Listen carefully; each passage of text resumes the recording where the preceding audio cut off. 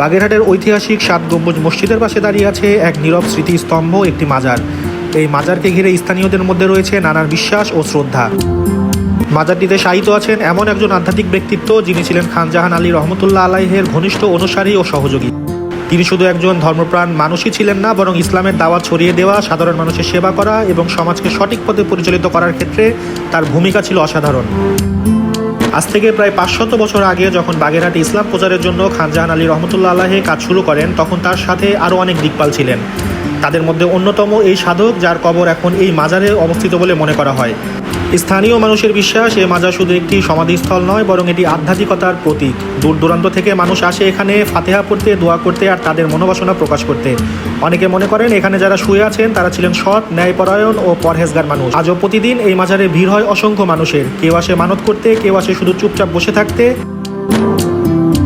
এই মাজারের পরিবেশে রয়েছে এক অন্য ধরনের শান্তি, এক ধরনের স্নিগ্ধতা, যা মানুষকে মনে করিয়ে দেয় আধ্যাত্মিকতার প্রকৃত অর্থ।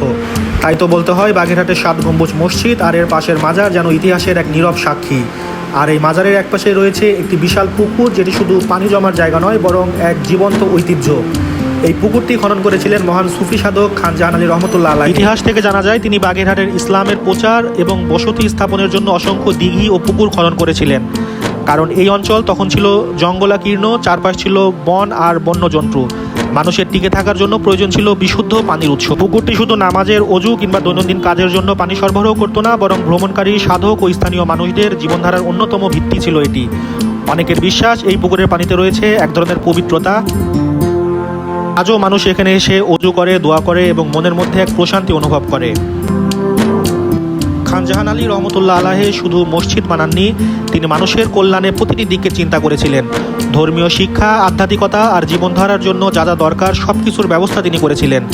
আজও স্থানীয়রা এই পুকুরটিকে সম্মানের চোখে দেখে।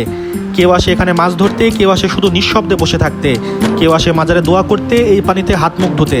অনেকেই বিশ্বাস করে এই পুকুরের পানিতে এক ধরনের বরকতময় শান্তি এনে দেয়।